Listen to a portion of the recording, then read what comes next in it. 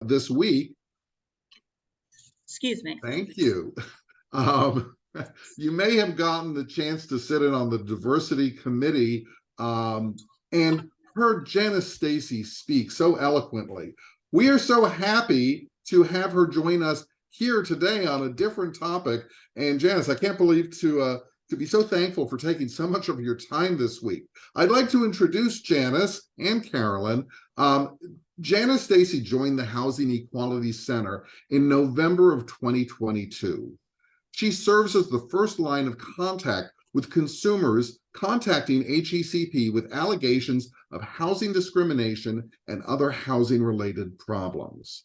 She's been a community activist for racial and LGBTQI2S+, that's lesbian, gay, bisexual, queer, intersex, two-spirit equity for over 40 years. She has run diversity trainings on trans inclusion and cultural competency about Indigenous American two-spirit and trans people. She has been a community activist for equity for over 40 years, including in housing and homelessness. She holds a BSEE from Purdue University and a certification in project management from Penn State University. Also with us is Carolyn Steinhofer. Welcome, Carolyn. Carolyn joined the Housing Equality Center staff in September of 2015. She is responsible for complaint intake and coordinates HECP's education programs. Carolyn also provides technical assistance to housing providers with fair housing issues.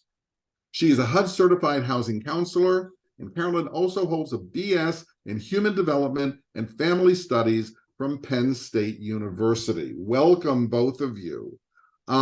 Just a few housekeeping things. You'll see, of course, at the bottom of your Zoom screen that we do have the chat box active. If you have a question for either of our presenters, please put it in there, and at the appropriate time, I will ask your question to our presenters. We will also arrange for some Q&A time at the end of the program. So that all being said, Janice and Carolyn, thank you so much for joining us, and the Zoom meeting is yours. Thank you. It's a pleasure to be here. Janice is going to be doing the bulk of the presentation today, but I'll also be here to answer any questions and pipe in from time to time. Well, there's a section that Carolyn will be adding as well, but yes. Are you going to put the display up, Carolyn? Or do you want me to? Or the Why don't you do it since you then you can advance at your own pace. All right.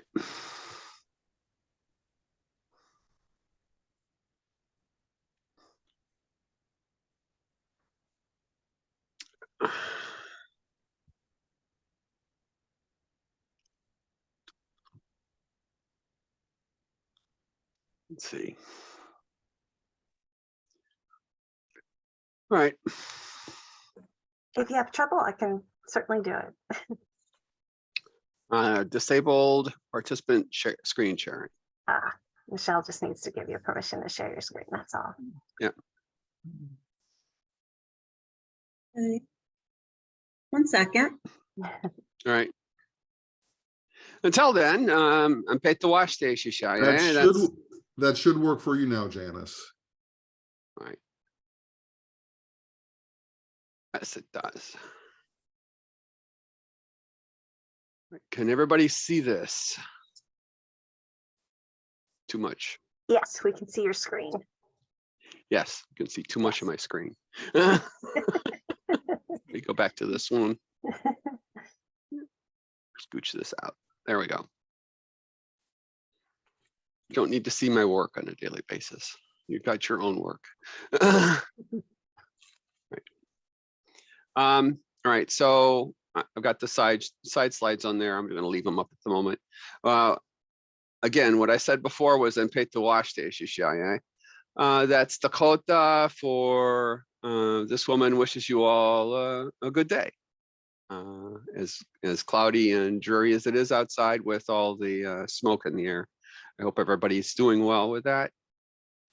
All right, so again, we've already been introduced. I did this presentation 2 days ago in Harrisburg for some people. Some of it's going to look pretty close to the same We've got some slides added to it because I've got more time today.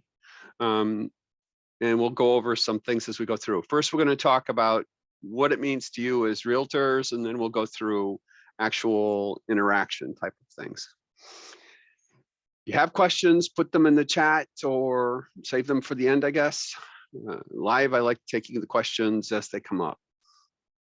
All right, so the Federal Housing Act, Title 8 of the Civil Rights Act of 1968 is amended in 1988, shows known as the Fair Housing Act, FHA, makes it unlawful to discriminate against individuals in housing transactions based on race, color, religion, national origin, sex, disability, and family status.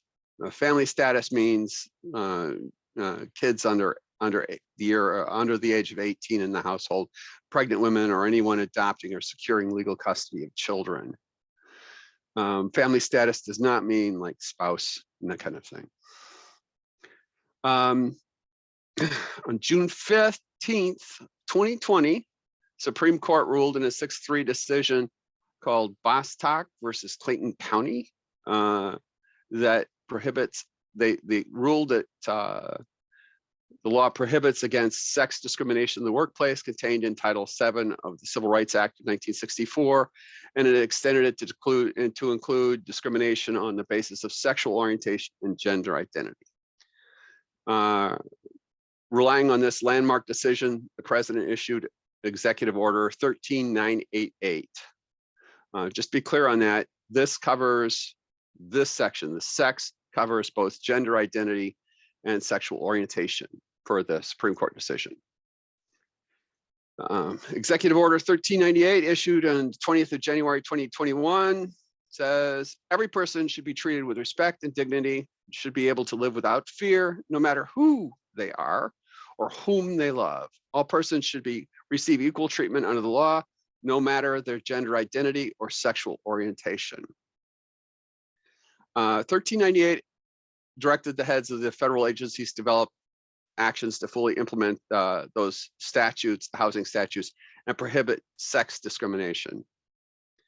HUD's Office of Fair Housing and Equal Opportunity responded by stating on the 11th of February 2021 that it will begin enforcing Fair Housing Act to prohibit discrimination based on sex, to include sexual orientation and gender identity. All right. We'll go over gender identity so you'll have a better idea of what that means a little later. As far as statistics go, in the United States, at least 4.5%. Statistics are likely low because people are afraid to identify in some regions that they are LGBTQIA2S. Across the country, the Williams Institute came out with a number about 4.5% of the population identifying as LGBTQIA2S. At least 4.1% of the population in Pennsylvania identify as LGBTQIA2S, and at least 0.55% of the Pennsylvania population identify as trans. Now, the issue coming forward for most realtors going forward is that around 1.8%, much higher numbers of youth between 15 and 24 in the Northeast identify as trans. That's a statistic that holds out across the entire nation. It's a little higher in the Northeast because we have better laws and people are more willing to express their identity and their sexual orientation than some other sections of the country. But that means that the kids coming up now who are going to build families and buy houses and rent properties going into the future are a larger portion of the population than they have been in the past, at least being open about it. Of course, there's higher percentages in the urban areas, up to 10% more. Some places up to 10% or more of the people in certain population centers may identify as LGBTQIA2S, or some other portion of the acronym that's not listed. Of the LGBT people, 29% are raising children. Of LGBT people, 58% are female and 58% are white. So you're going to get more women, more people identify as female, more white people by a little bit than you are people of color.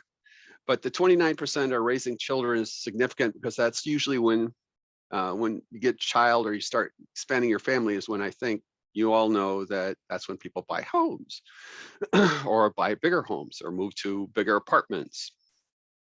That number is based on same-sex marriage being legal for about 7 years now. I expect that number will go up as the years go by going forward, because 7 years is not particularly long when it comes to marriage and getting children.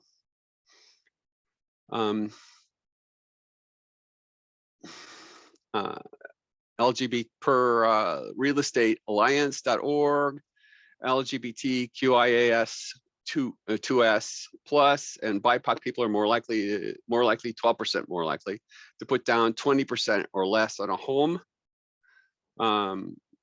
They're 7% more likely to overpay for the house, pay over the asking price for the house. And around 20% of the people of the community believe that forms requiring legal signatures, which do not accurately reflect life experience, are discriminatory. So in a lot of the community, we have a different life experience than cisgender straight people. And some of the forms and backgrounds don't reflect that. I believe there's some movement towards looking at rental histories, towards trying to improve ratings towards buying houses, and that will help to reflect the credit histories of LGBT people better. All right, I want to stop there for a second. Does anybody have any questions about statistics before we go into respectful interactions? Can you explain legal signatures? Are you talking about the name used, preferred name, and how that works with something like DocuSign or something like that? What does that mean?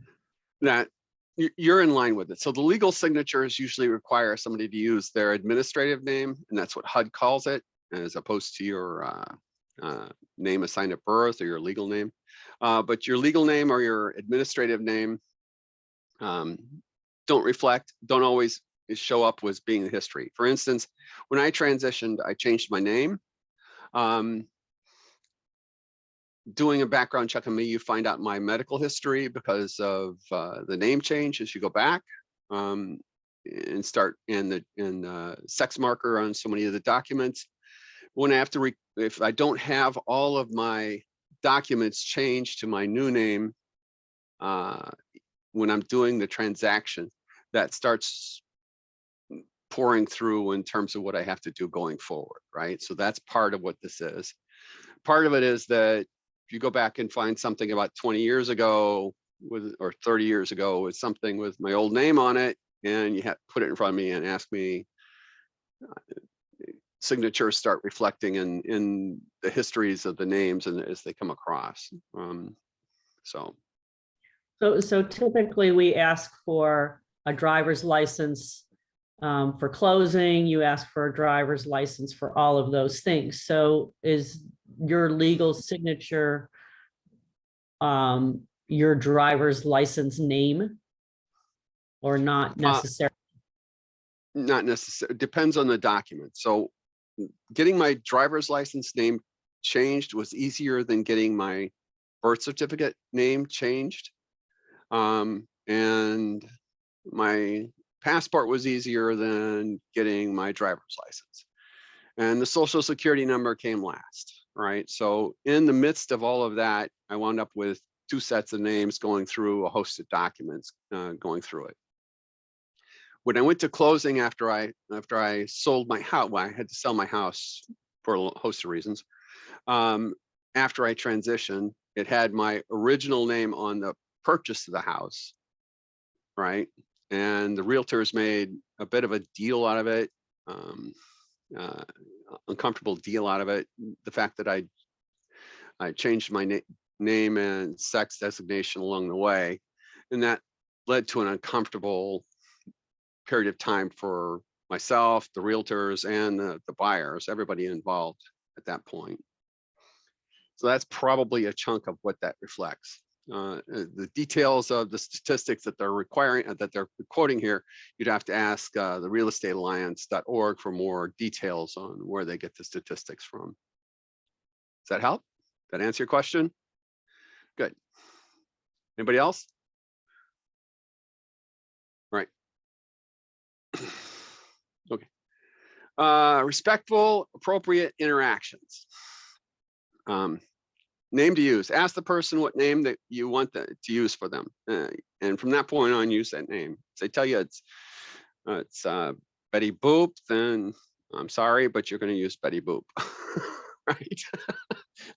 If it's some other name, hopefully a better name, that'll be the name.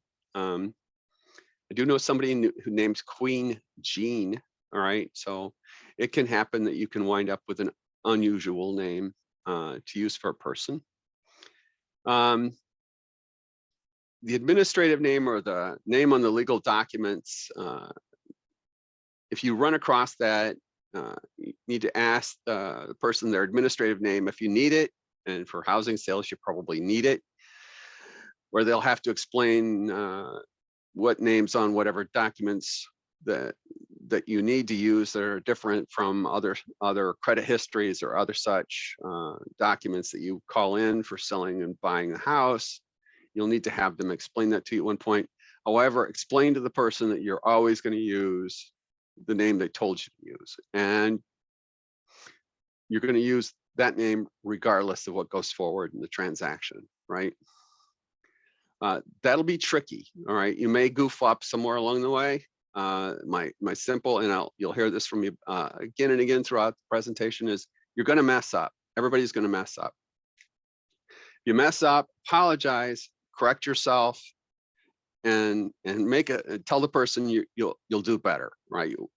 Going forward. Don't give an excuse. You know, I saw it in so many, I got confused or something else. Just say you're sorry and you'll do better. Correct yourself, say you're sorry, and say you'll do better and move on, is what most trans people would actually appreciate. Most trans people are actually very appreciative of people self-correcting themselves rather than being corrected by the trans person. Right, so they're gonna self-identify either the gender or the sex. I'm not much on self-identifying gender anymore. The sex is what's on all the documents. So you look at your driver's license, you look at passports, you look at your birth certificate, it lists your sex, not your gender. If the documentation doesn't match the gender/sex they told you, i.e. I tell you I'm female, and you go and look on documents and you find male sex designation, you're gonna have to clarify that with the person, but you're gonna need to make them feel comfortable with the fact that that's okay. That being trans is not going to impact any of the transactions going forward. When they tell you their pronouns, they're self-identified pronouns. They're not preferred pronouns. They're the pronouns the person has. He, she, they, them are most common. Use those pronouns. Again, you're going to make mistakes. I make mistakes. I have one friend who does not use any of those pronouns. Their pronouns are their first name. And it trips everybody up. So we wind up apologizing and correcting ourselves as we go along. You make a sentence with a person's name all the way through it, and it just gets feeling awkward after a bit. If you can avoid using sex or gender on any forms given to the client, I would suggest doing it. So if you hand a client who's transitioned or transitioning a form with the wrong sex on it, that's going to be very uncomfortable for the client. And if you don't need it on there, why go there? Hospitals are big at that. They give you receipts with your sex listed on there, and there's no need for it. It's a receipt. It's got your name and the sex listed on it. It just becomes cumbersome. Again,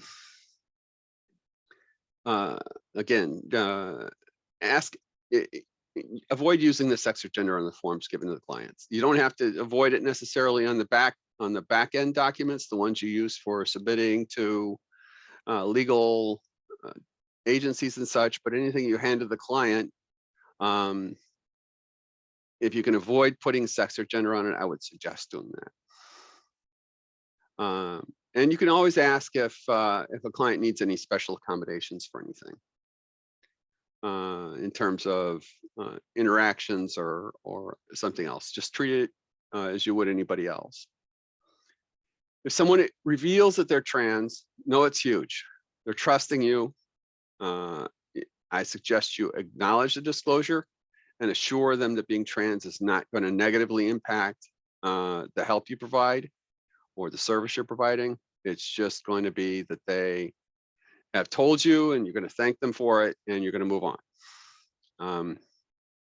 The person may be a little bit, depending on the situation, they may be a little afraid to tell you up front. And if they tell you, understand that it may take them a little bit of time to actually recollect themselves afterwards, depending on your reaction to them. So they're going to be watching you closely after they tell you they're trans to see how you react, your body language and everything there is in that particular relationship there. I've told people that I'm trans and they take 2 steps further back away from me before. Avoid doing that if at all you can, and reassure the client that things are perfectly fine. Tell them you met me. Right. If the documents that you need show a sex mismatch, ask what gender or sex the person wants you to use. I.e., if needed, ask what their sex, name, and pronouns are to use. When we get together, we often ask people what their name is and what pronouns to use, right? If you look at my presentation here, my name listed here, I've got my pronouns in parentheses after my name. So this is becoming very common within Zoom meetings. It's becoming very common in meeting people to make sure you understand their pronouns. People's presentations do not always match their gender identity, right? We'll get into that in a little bit. Don't do any of these. You can do it with me, but don't do it with anybody else. You got a freebie with me, all right? Don't ask about genitalia. Don't ask about surgical status. If you can avoid it, don't use sir, ma'am, Mr., miss, or Mrs. Unless you know their titles for sure. You will make mistakes again, learn from them. And understand that if you encounter someone who you think overreacts, learn what you did wrong, understand that they may have had many negative experiences before that one, just today, right? So there's a bit of, you got to be a little bit trauma informed when you're dealing with some clients. If I've gone through going to the doctor and getting misgendered and my dead name called out across the room of people in the women's center, where I go in for hormones, I'm coming in already kind of upset. This has happened to me, right? Room full of pregnant women, they called me out. I'm presenting female, they called me out by my dead male name, and I have to stand up and walk across the room and everybody's staring at me as I walk, right? Not comfortable. All right, if you have a conflict resolution policy, something stating non-discrimination, including gender identity and expression, sexuality, also because of the executive order would be good. Have a complaint procedure posted, have written complaint procedures, what happens when some complaint goes in, and how quickly, an idea of how quickly something gets resolved. In other words, if somebody has a problem, instead of being one of that 20%, give the people the ability to tell you what upset them as you go through the process. If you're selling houses, you're renting places, I think most of you just want to be able to help people and make some money doing it. Okay, so these are the references I used: Williams Institute, Real Estate Alliance. HUD has a toolkit, Fair Housing Toolkit, and the executive order is listed in the HUD Exchange as well. All right, everybody good so far? Really? It's you're inside. It's not smoky inside, hopefully. Right. All right. So we're going to go through a little bit of language now. If you have any questions about respectful interactions, now would be a good time to ask them. No questions. Has anybody had experience dealing with trans clients yet? Janice, if I could jump in here a second, I currently have a transaction going on. I had sold these people a house, oh, I don't know, 5 or 6 years ago, and they were a wonderful young couple with a little baby, and now they're still a wonderful couple with 2 children, and they're looking to move. 5, 6 years ago, it was a man and a woman. Right now, it's 2 women. They're still wonderful people. It is, as always, a learning experience. A lot of what you have talked about is so important because the administrative name change has not yet taken place. I am going to talk about a different circumstance that I had a while ago. I had a young man buying his first house, and he was at the beginning of his transition.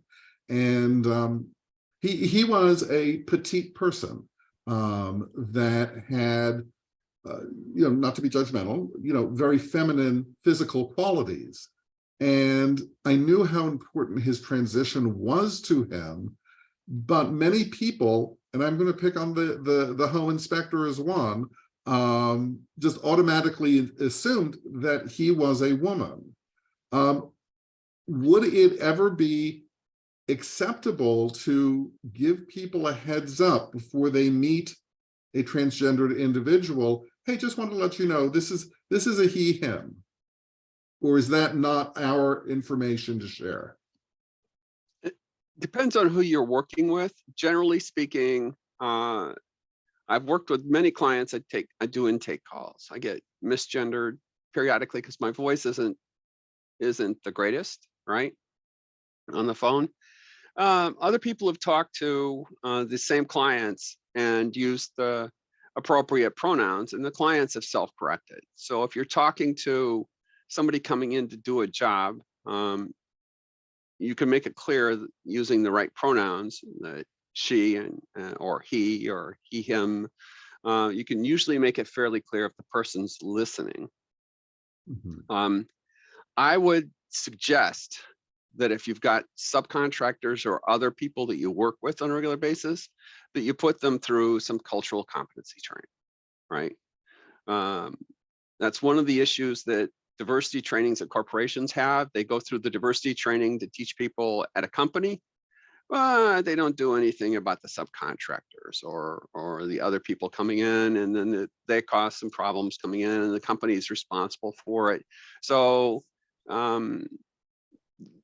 some level of education would be in line there, and part of that education might be just saying, we have trans clients, and if we tell you it's a he, him, somebody's a he, him, or a she, her, or they, them, you need to respect that. And you could probably do that with your agreements right up front, some sort of a training with that.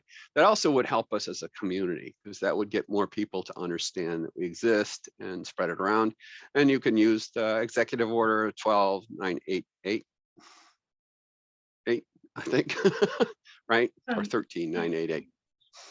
So Janice, what I had experienced where we had an owner transition through the ownership of the property. He was we managed his property, and she started as a her and now as a him, and that was a interesting experience because I'd never done that before from a legal sense. And I think that is where a lot of, at least that's where I'm having issues with, like, I want to make sure everything is legal and that the closings are done. I have no problem calling them whatever they want, whether it's a name, they, them, he, she.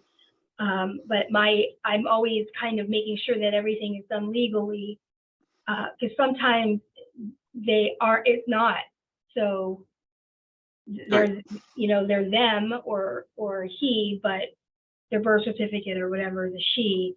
So that's kind of why I'm here, because I'm getting more and more tenants that are not only LGBTQ plus, but are in thruples. They're in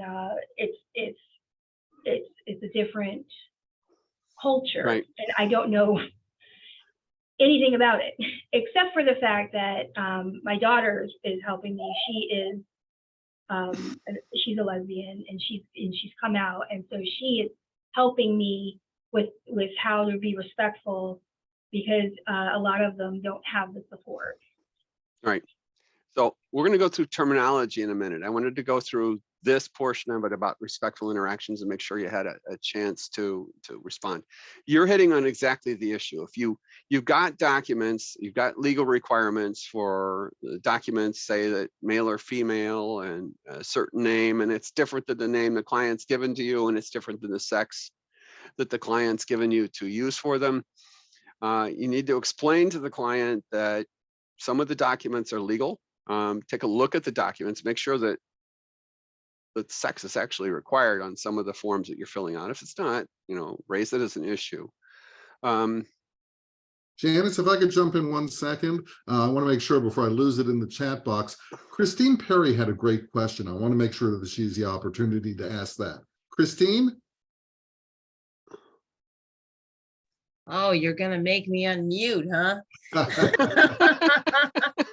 I thought I could get away with typing it this morning. I haven't had my coffee. Now, I was wondering the best phraseology to ask someone the pronouns they have, because I've always said prefer. What pronouns do you prefer? It sounds very polite. It rolls off the tongue. I don't know. But if that's not the best way to ask, then I'm wondering what wording is best without sounding blunt.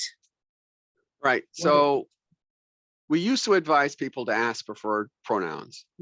Like so many things, it's evolved, right? So when I've been doing this for I've been out for 50 years. Lots of things evolved in 50 years. The word transgender used to mean anybody who wasn't transsexual. It was cross-dressers were primarily transgender, right? But that changed over the decades, right? So you've got something that's a little out of date when you ask somebody what the preferred pronouns are, but you can just drop the word preferred. What are your pronouns? And they'll tell you. That's the way we're asking each other these days, is just, what are your pronouns? The idea that we have preferred pronouns suggests that our gender identity and our gender expression isn't real. It's a preference or a choice or something else, right? We'll go over that in a little bit in terms of some of the terminology and language stuff. But if you just drop the word preferred, you're asking, when we get together, we say, my name is this, my name is Janice Stacy, my pronouns are she, her, just like in my the title that I've got within the presentation here, or for underneath my image. So that would be the easiest way. If you ask preferred, most trans people aren't going to mind. And if someone does, all you do is say, I'm sorry, I'll do better, right? Right? Correct yourself and do better. You're going to make mistakes. Everybody's going to make mistakes. Everybody. We make mistakes when we meet people that look distinctly male, have a beard, and are balding, and they tell you that they, them later on, when they're more comfortable to tell you, we just made a mistake. We don't know, right? Okay. That answer your question? Yeah, hopefully? thank you. All right. Right. Moving on. I'm not reading the chat. I'm trying to pay attention to what's going on. So if there's a question in the chat that's important, please let me know. All right. Now we're going to have some fun stuff. When I first started out, I said,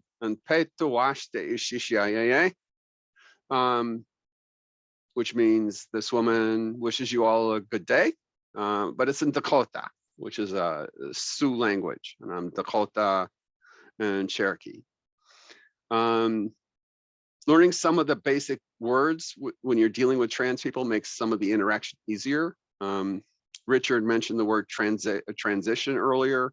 If you don't know what that means, you're going to by the time you're done, or at least you'll have an idea.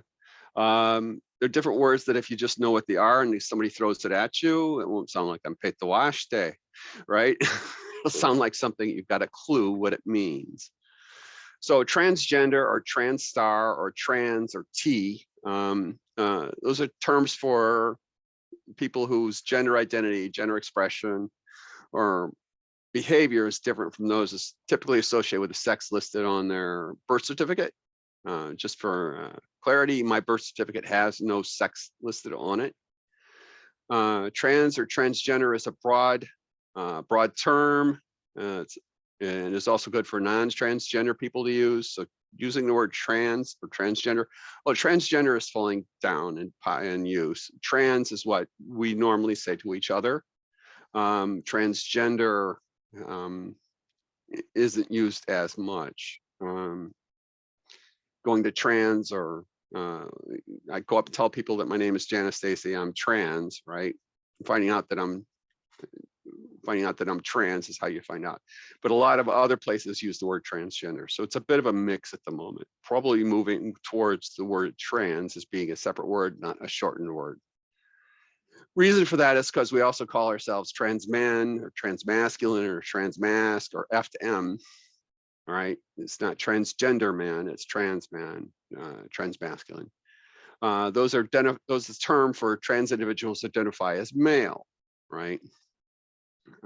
These are people who at some point in the past were either intersexed or female and transitioned to presenting male in their life, and perhaps changed their physical attributes to match their physical sexual attributes to match their gender identity.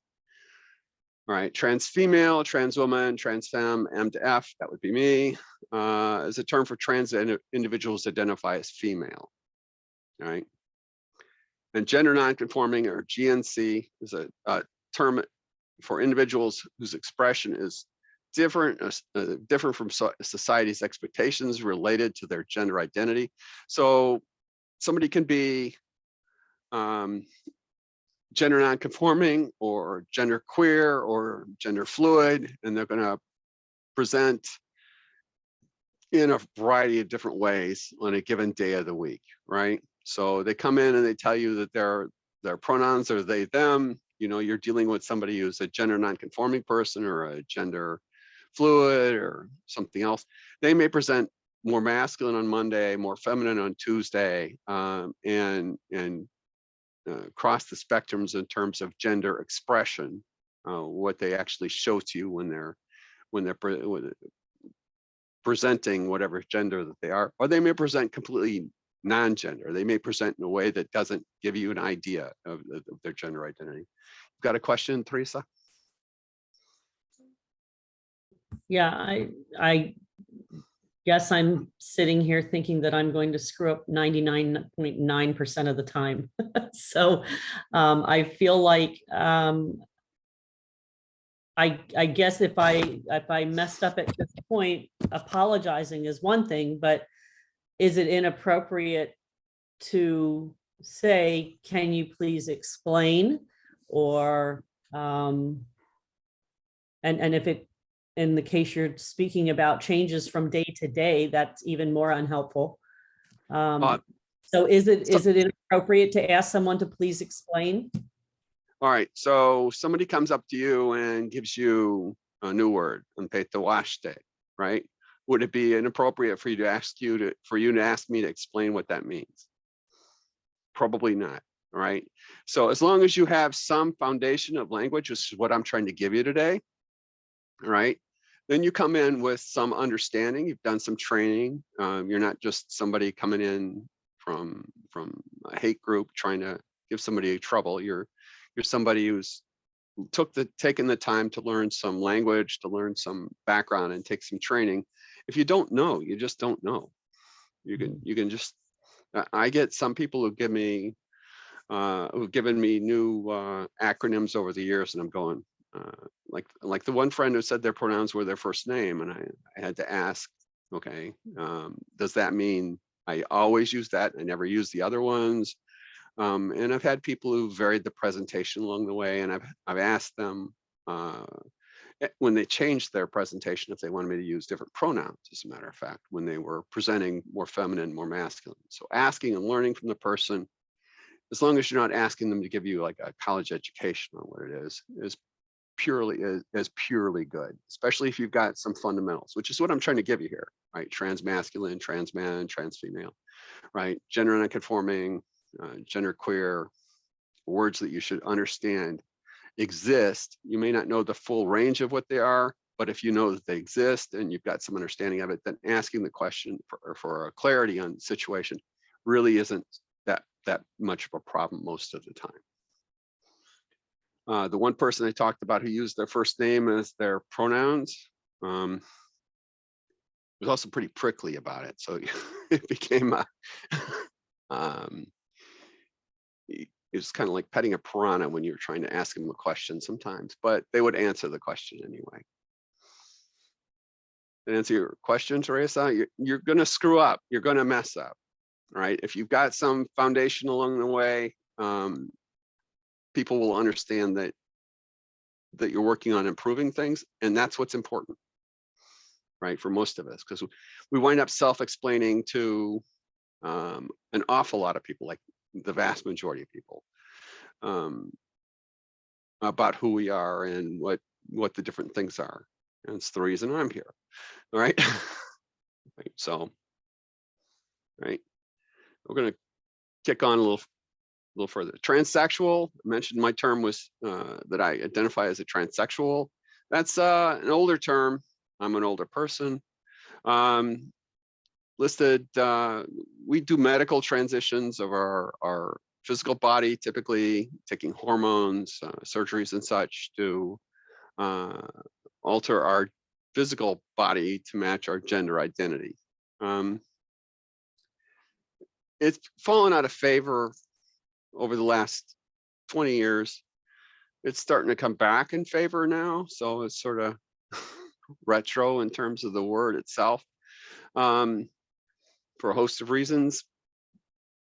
It's got a classical relationship to a medical, DSM-IV and type of terminology from the 1950s, actually from the 1910s. But we tend to, it's a little bit dated. You've got a question, Anne?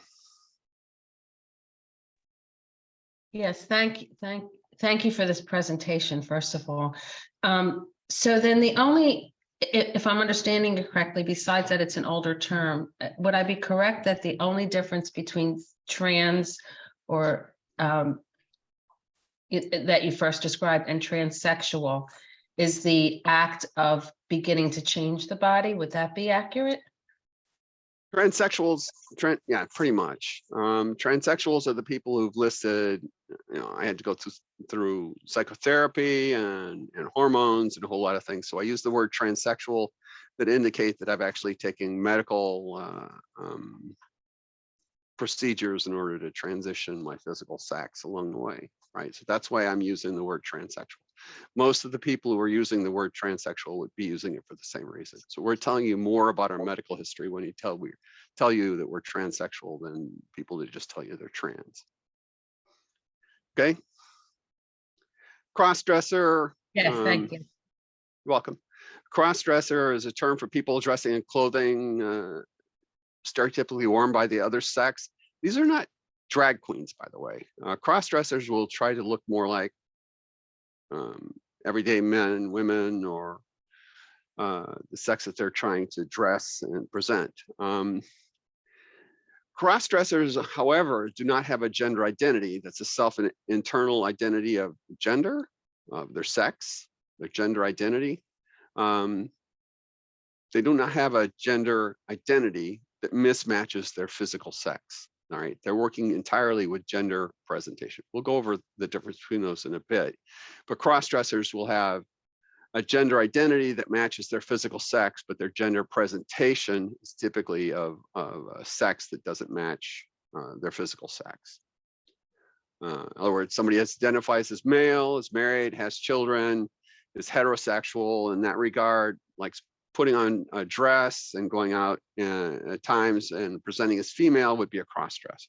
Going to a bar or something with their wife and just having a fun night in a dress and heels and coming home, or going out and putting on a show at a club or something and coming home and presenting as their physical sex the rest of the time. It would be somebody who's a cross-dresser. Cross-dressers are all of these are a bit cloudy on their edges, because a cross-dresser, a lot of cross-dressers eventually become will transition to being transsexual after they come to understand their gender identity better. So they get a little cloudy on the edges between all of them. Understand that it becomes a point of asking somebody who they are, basically. Right, somebody who's bigendered is somebody who identifies as both male and has a gender identity that has portions that are both male and female in those identities. And they may vary it to where female is like 80% of the time and male's 20, or the other way around, or 50-50. Some of the bigender people, that is less common than almost any of the other ones here, but you can understand.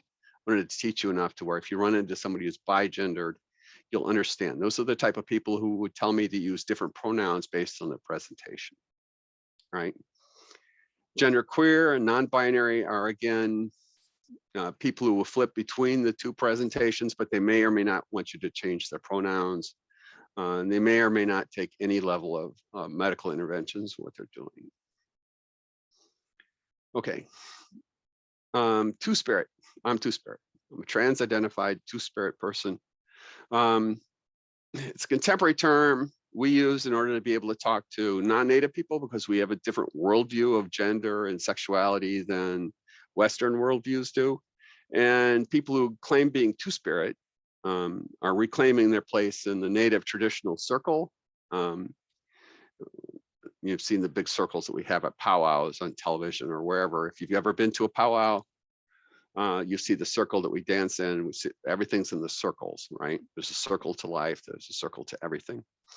We're reintroducing ourselves into the circle of our community by claiming the term two-spirit. It's only used by Native Americans. A lot of people outside of being Native American will culturally appropriate the term because they like it. But two-spirit is supposed to be, it's our term. It's for how we're reclaiming our position within our traditional communities. Transition, we mentioned transition earlier. Richard mentioned it.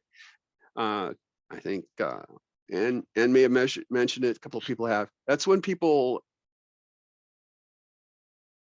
come to terms with their gender identity and they start changing their presentation or their pronouns, or how they're addressed in terms of pronouns, their dress, their presentation, perhaps even their physical sex. They start taking hormones, might have name changes, they might change identity documents.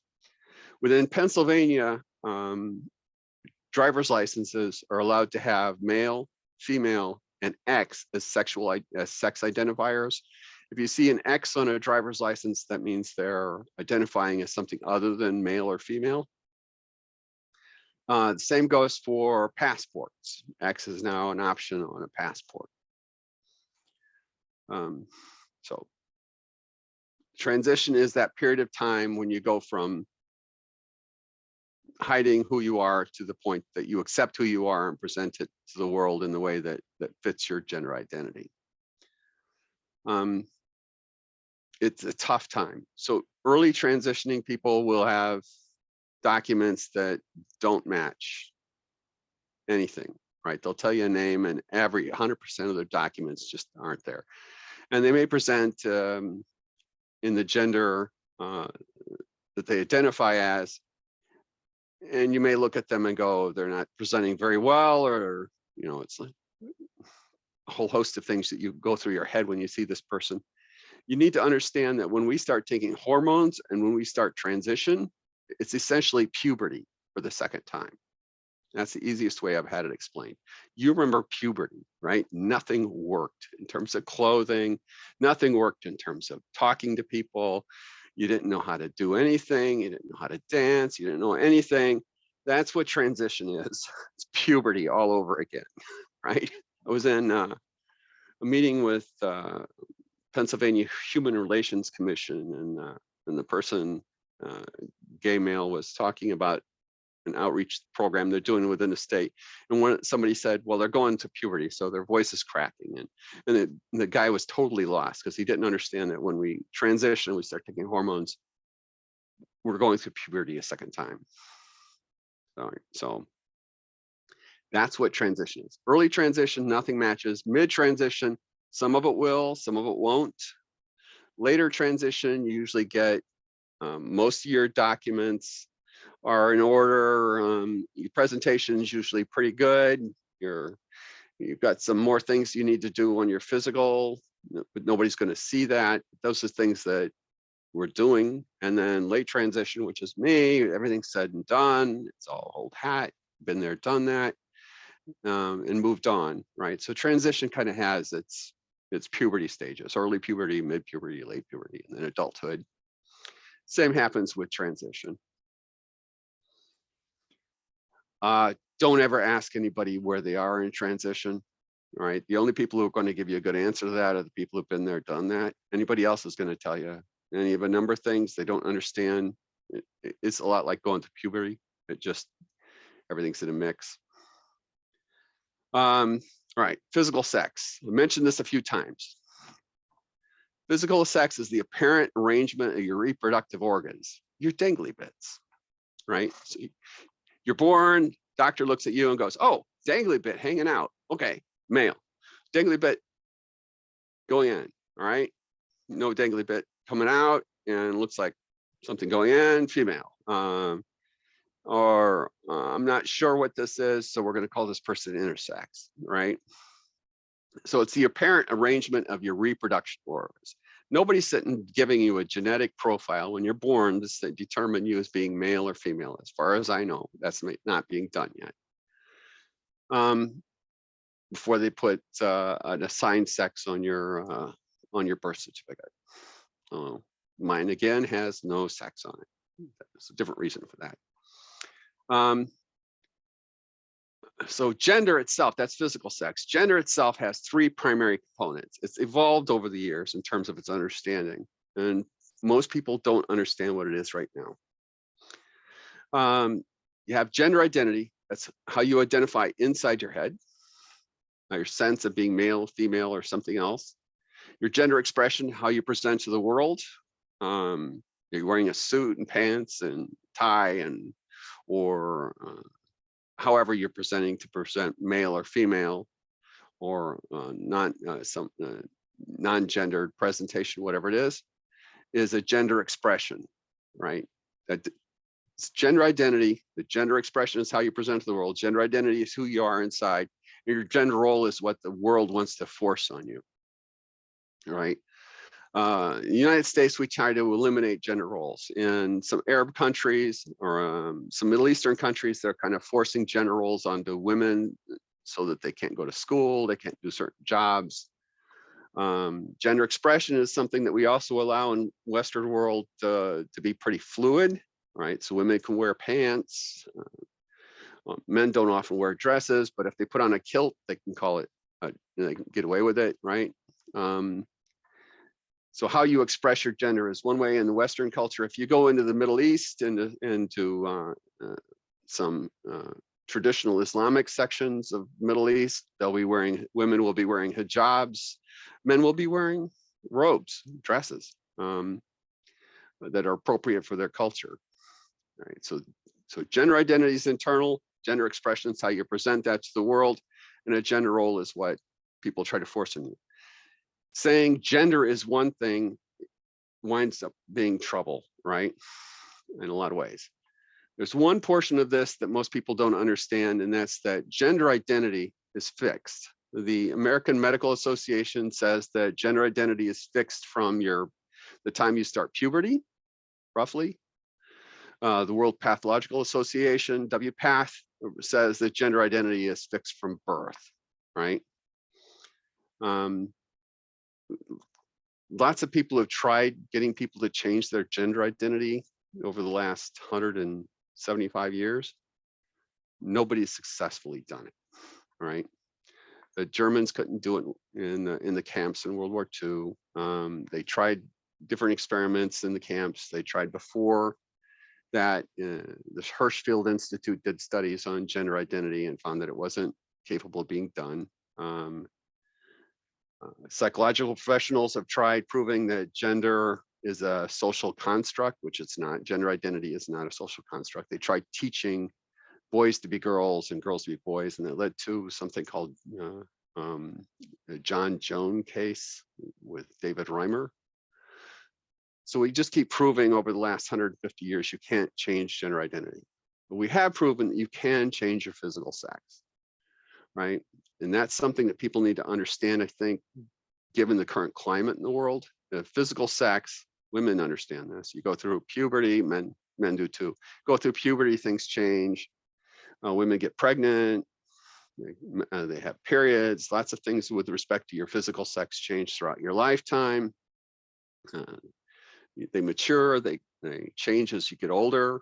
So your physical sex changes a lot during your lifetime, and surgeries often change them as well.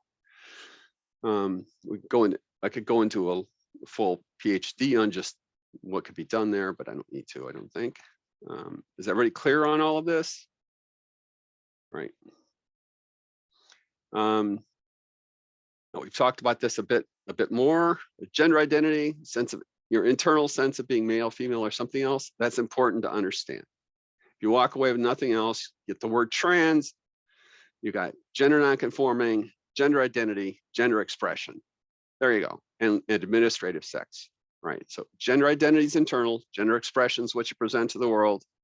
Your assigned sex, which is what we've often said in the past, but is falling out of favor now, is the one that's assigned to somebody at birth. It's what's listed on their birth certificate. And your administrative sex is the one that's on your legal documents, driver's license, social security, passport, and birth certificate.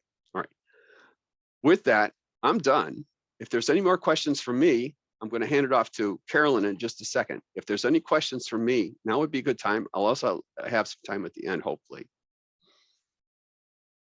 I ran through a lot, a lot. Janice, thank you. I'm gonna start off with a question. We have grown so much as a culture over the past few decades, but all of a sudden we seem to be hearing a lot about gender issues in our schools, in our states, different ways that people are treating people's access to medical treatments and gender affirming treatments. Do you have anything to share on that? Among the things that I do, I also lead marches for civil rights and organize making them. So there's Philadelphia Trans March and Queer March in New York City, which is not the parade. It's about 20 or 30,000, 20 to 50,000 people marching for civil rights. So yeah, I know something.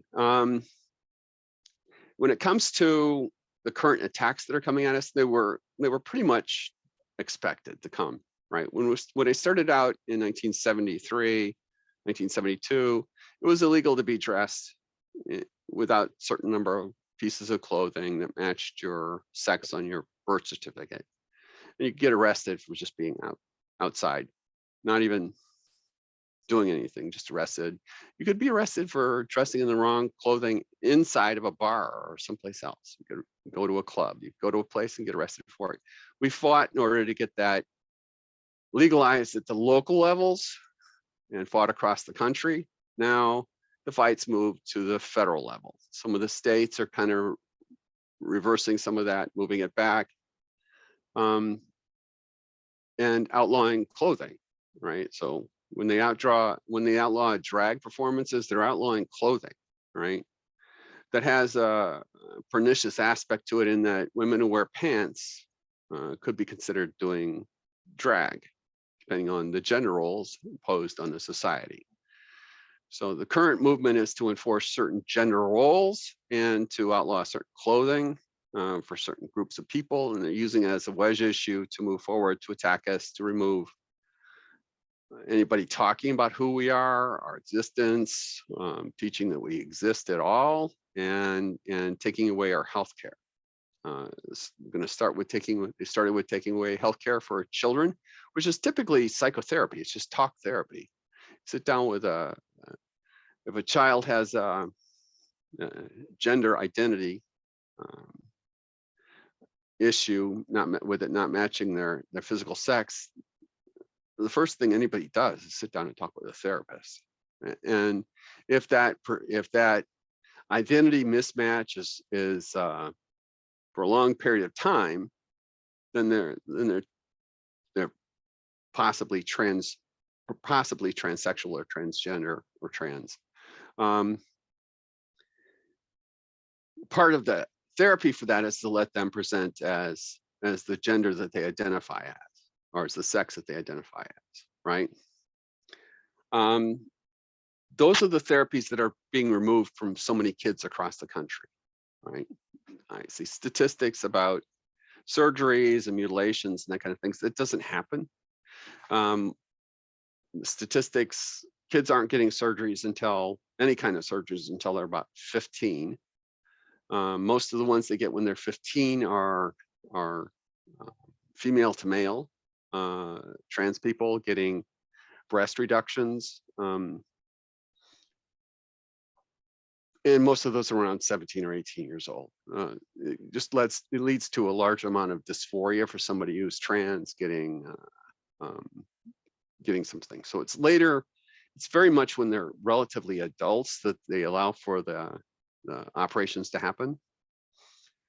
And you have to actually, even as an adult, when I first transitioned, I couldn't get surgeries until I'd been living in the gender that I identified as for a couple of years, right? So I had to literally go and live in the gender that I identified at, make sure that it worked and it was the right thing for me. And then I was allowed to have surgeries. Then I would get letters to have surgeries, but you have to have letters from therapists. And currently in the United States, the psychological associations don't allow for surgery for kids under like 16 or 17, and only at 16 or 17 if they've got a particular case. Just to be clear, I knew I was female before I was 5. I knew by the time I was 5 years old that I had to hide it. I wasn't having sex at 5 years old. I just realized I was female, right? And I'd get in trouble if I presented as female when I was that age, right? Most kids who have to go to therapy also come to school, some may come to school presenting in a different sex. And I've been around an awful lot of kids. I've raised a lot of kids. You set 5 kids down at a table, they're all presenting male. One's a girl presenting a girl, and they're going to have a tea party, and half of them say, I'll be the wife, and the other half will be the husband, and they'll go through some role-playing games with their kids. What their sex is at that point is just a game to them. At that point, they have some fun with it and playing with it in terms of games, but they got no problem with somebody saying that they're different gender identity than the one they're presenting as. We teach them to have trouble with gender identity as we go by, just like we teach them to hate gays and lesbians. So the current laws are changing. We're fighting back against them. The removal of the books is the biggest problem, probably. I had to go to a number of libraries when I was about 8 years old, trying to find anything about who I was. And this was back in the dark old ages of the mid 60s. I couldn't find much, which led to a host of things. including a significant amount of very risky behavior, and acting out because I didn't understand myself and couldn't find an explanation for things. Any other questions? Did I answer that question for you, Richard, or go too far with it? You did. No, thank you. Thank you for being so candid and just echoing what Anne said in the chat box. Thank you for being so open with us. Right. After I saw you on Tuesday, I had some talks with different colleagues of mine, and one of them brought up a subject that I've heard a lot before, and it's people are confused. I don't mind confusion because confusion often leads to education and helps people understand things. But I often hear these questions. Well, if somebody was a guy and now they're a woman, but when they were a guy, they liked women, do they still like women? And does that make them a lesbian? And there's a lot of confusion about gender identity and sexuality. Can Yes. you touch on that a second? Sure, we can talk about dangly bits. All right. I use the word dangly bits because some people, it expresses it fairly well, and it's kind of funny. So your gender identity is about the jangly bits you have, or the identity of the sex that you have. Your physical sex is about the dangly bits you have. Your gender identity is about how you identify sexually, internally, right? Internally, gender identity. Your physical nature is your physical sex. Who you like is your sexuality, right? So it moves from inside to your personal body to who you're attracted to. They can all be whatever they are. Until you can love somebody based on having one set of dangly bits or not having another set of dangly bits. In terms of you're attracted to it, that's the difference between gender identity, physical sex, and the sexuality, right? So one's internal identity, one's your physical nature, and one's what you're attracted to. Until the late 90s, trans people could not transition gender. We're not allowed to transition unless they identified in such a way that once they transition, in other words, I transitioned from male to female physically, I had to be heterosexual. So I had to be attracted to men after I transitioned, or they wouldn't allow me to have surgery until the late 90s, when things kind of changed after an incident was exposed with a medical malpractice within the psych industry came out to be a problem. So a lot of the advancements we've seen in trans rights have happened since that point in time. Before that, everybody was working and trying to figure out whether gender was a social construct or a biological thing. But what happened in the late 90s proved that it was a biological thing once again, and ended the argument that gender identity is a choice. Now, again, what's happening today is people are saying gender identity is a choice, so it's back. Same fight as before, different host of characters trying to fight it. That answer your question? Internal, physical, who you're attracted to. It does. Thank you so much. Now, for everybody on the call, I'm sure you do have some questions for Janice. Please go ahead and unmute yourself, or raise your hand, or put it in the chat box. We're easy going here. Today's your free day. I think that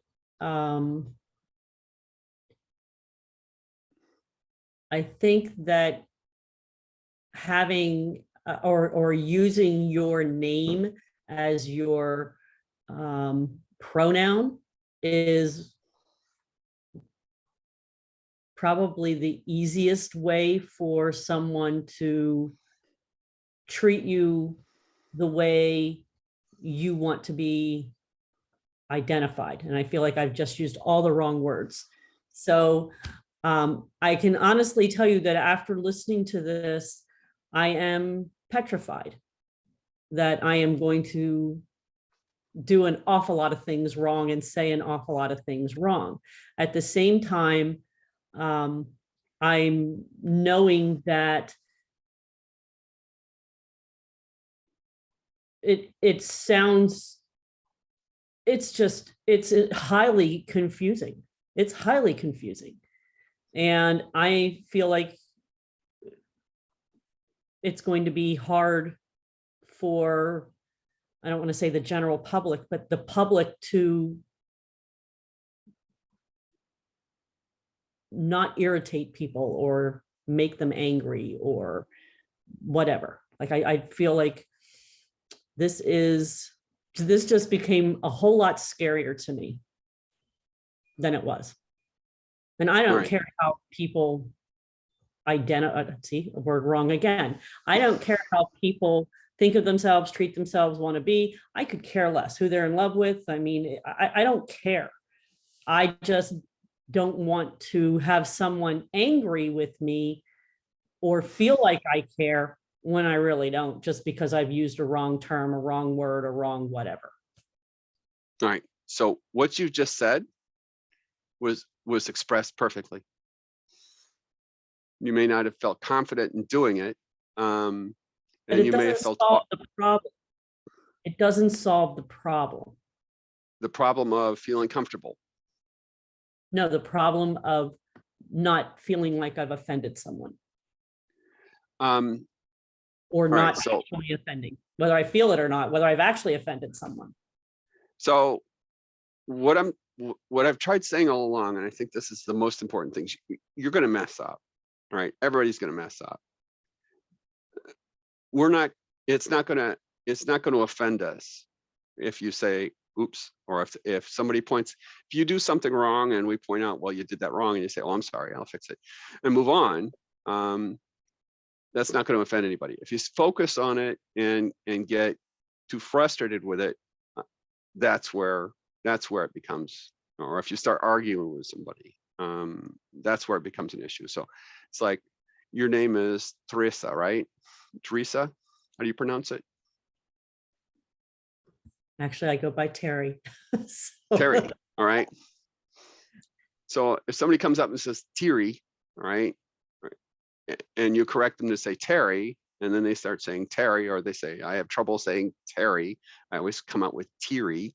I have somebody who calls me Janet all the time, right? Is it me? I don't get offended by it. I just, right, it gets annoying after a while being called Janet from somebody you've known for like 6 years, right? It's like the other half of that is that person calls Janet, who's also somebody in the group of people I know, gets called Janice all the time, right? Right. So for the most part, 99.9% of us are not going to be offended if you get a couple of words wrong here and there.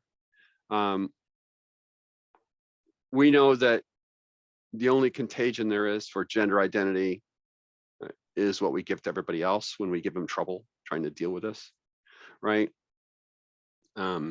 So the feeling that you have right now is not uncommon, right? Understand that, you know, when we tell people we're trans or we tell them something, we tell them we're gay, we tell them we're lesbian, we give that to, the trouble isn't ours, it's what we give, it's how people actually take it and deal with it. The problem becomes, I've just given you gender identity dysphoria, right? Because now you've got to figure it out, which you are currently taking to heart, right? So take a deep breath, right? Just, it's simple. Trans people exist, and transition is when we change the stuff that we're going through, male to female, female to male. Pronouns, you're going to make mistakes, and you're going to just say, I'm sorry. Don't put an excuse in there. Just say, I'm sorry, I'll work on doing better, and try it, right? But if somebody tells you every time they pronounce your name, I'm sorry, I get it wrong, you know, if it's close, it's close. If they're calling you Joe, you're probably going to get upset after a while, right? Right. Instead of Terry, somebody comes in and starts calling you Mr. Terry or or something like that. It's when it becomes more deliberate and intentional that we can actually pick up on it. So there's a lot of interpersonal reactions or in relations. The fact that you're all here, I can tell you right now that that probably means you're not going to screw up that bad, right? You're listening, you're questioning, you're very concerned, Teresa. Least concerned about you screwing up of anybody in the room right now. So don't be terrified, relax, right? We're people. Typically you're going to be working with adults, not children. And even the children would go, no, I'm a boy or I'm a girl, right? They'll just tell you who they are. Same with adults, right? We're friendly people. We want to get through life. We want to just have, you know, have our friends and have our homes and have a life, jobs. You're going to make mistakes. Most of the time, it is not going to offend somebody. If it does offend them, it's because somebody else did something earlier in the day, and you just say you're sorry. If you're dealing with an adult, you can offer them a drink, offer to take them out for a drink after you're done. You can sit down and talk with them. It's the people who come at us with every bit of hostility that we know all too well, right? So just be clear on this. I get probably 100 death threats a year for being who I am. I've learned how to tell which ones are more real than the others at this point, because I get so many of them. Which ones to worry about, which ones are just right. I'm not going to worry about you mispronouncing, giving me a pronoun error or something else problem or something. If you've done some training on things and you come back and say, I've had some, I'm trying to learn. I don't know a single trans person who isn't going to say, great, and give you a hug, even if you screwed up. You know, I Does do that make you think feel any better, Teresa? I do think Janice and Terry, that as a culture, we are all learning, we are all growing.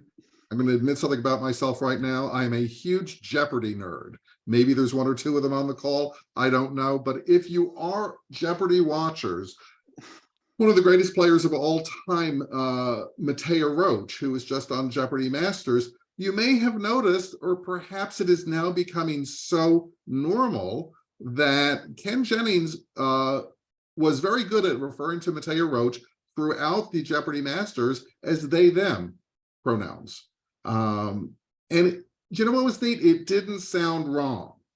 It sounded absolutely right. So I think we're all growing, which is great.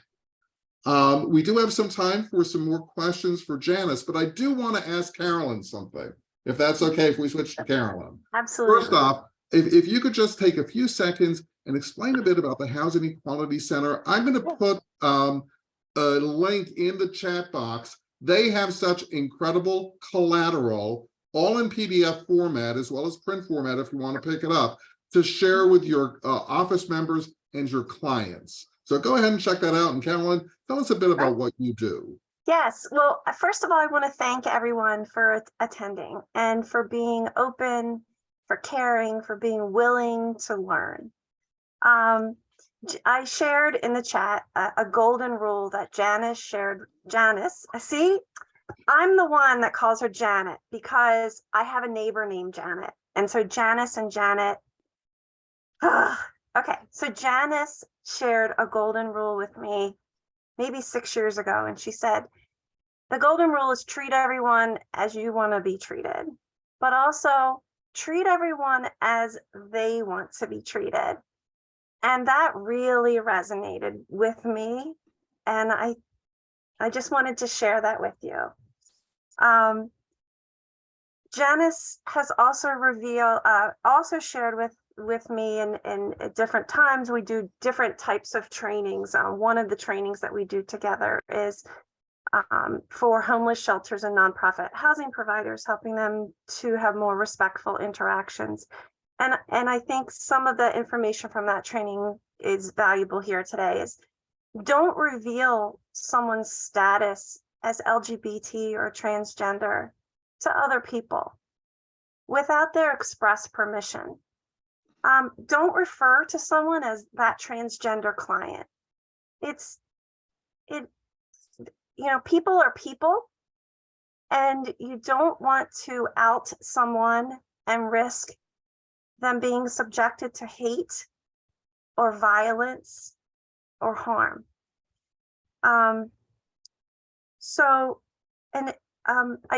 We are here, Janice and I are both here as free technical consultants. If you ever have a fair housing issue, you can contact either one of us at any time. We're really proud to be with the Housing Equality Center. We're the oldest Fair Housing Council in the nation. We service Southeastern Pennsylvania. You can go to the next slide, Janice. We do accept complaints from anonymous sources, and we will investigate anonymous complaints. You can go to the next slide. So we ask you to report discrimination to us if you're aware of any discrimination that's occurring. We publish a 96-page manual, which we're happy to give you printed copies. When you will all get a copy of this slide deck. And there are hyperlinks in the slide deck for additional resources. This is one of them. You can download this PDF. You can go to the next slide. Our main website is equalhousing.org. We have tons of resources on our website. Please check it out. Next one. You can share this with any of your rental clients. Renters.equalhousing.org. There's sample letters to landlords that individuals can download and edit and send to their landlords. That's really, really helpful. Next one. And we have a website, landlords.equalhousing.org. So if you do any type of property management, this might be really helpful for you as well. And then finally, the last slide. Again, our contact information. Feel free to reach out to us anytime. We'll be happy to hear from you. You can even call us anonymously if you want. I do have from time to time realtors or property managers call anonymously with fair housing issues, and it's absolutely fine. We want to help you. We don't want to see you have a fair housing issue. We want to help you resolve it. Another thing that I wanted to relay is that, and Janice can speak more about this, but there's probably, and I find that this is important to know, that there's probably more people moving to the Metro Philly region who are LGBT or transgender for a number of reasons. Number one, hostility in other states, and also the proximity of appropriate, safe medical care here in the Philadelphia region, as well as a more supportive community. So be aware of that. Be aware that as you move forward in your careers, that we're here to help you. We're here to assist you in any way that we can. And we thank you so much for caring and for your respect and kindness. Yes. And if you have any questions or you come up with some later, just let me know, right? I have no problem with answering things. I've run Philadelphia Trans Health Conference for a number of years, housing in Oregon, Massachusetts, New York City, and now I'm working in Pennsylvania. So I can answer some questions. If I can't answer some questions, I can certainly try to find some people who can. There's no reason to be afraid, right? So I'm feeling actually like I failed today because Teresa doesn't feel more confident with dealing with people, right? Please So don't feel free feel calling me at any time, Terry. Don't feel that way at all. No, I think that I recognize probably some of the same things that you recognize on a daily basis, which is society and how everyone is perceived. We are all perceived. We are all labeled. We are all, it doesn't matter. It doesn't matter about so many things. We are just all somehow put into some category, some label, something, and it creates an awful lot of division, which may or may not be planned, but it does create division. And I think that feeling like we are all people, period, is the most important thing. And it's not something that is widely accepted, I think, in some circles, that we're not all people. We don't get to make choices. So I think that it's going to be interesting to see and good to see how things change in our laws and in our things like that. So The laws it's tend to follow progress people. you've been making on a good level. All right. So you've hit on one thing that I usually tell homeless shelters, right? And corporations, when I've taught corporations diversity. We count or label what we care about, right? So how many houses have you sold? How much money have you made from the house sale? What's your percentage? How long does it take you to get someplace? You don't do it in milliseconds. You do it in 10, whatever matters to you, right? How much money do you make on an annual basis, right? How much money do you make in a month?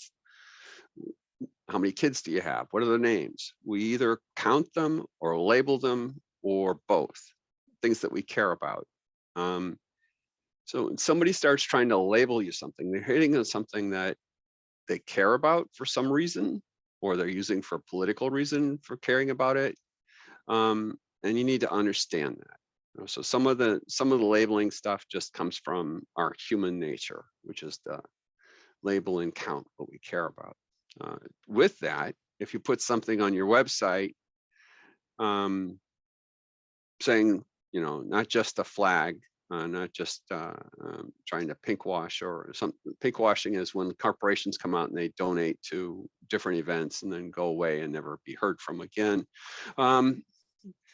Or they fund people who are going to try to kill us, right? If you put something on your website saying trans people are welcome, that LGBT people are welcome, LGBTQIA2S plus people are welcome, something on there saying that you'll be treated humanely and you'll be treated just like a human being and welcomed in and treated very well, then that would help, right? So you got something. Somebody walks into your office, somebody goes to your website, how do they know that you're welcoming, that you're somebody that they can talk to or not, right? Is there anything on your website that says you're welcome? Right? That's a question, and how you do that, how you put it out there is something that you get to work with as business people, trying to say, is this market something that I can actually work with, right? And I think you all can, right? And why would you want to turn down a % or 2 of the available home sales out there, right? 4 or 5% of the available rentals properties. So you put something on there stating that you're learning, or stating that you're welcome, stating trans people are welcome, you've been learning, or don't go into learning. Just say that the trans people and LGBT people are welcome. Yeah. That is Right. an absolute perfect business note to end today's program.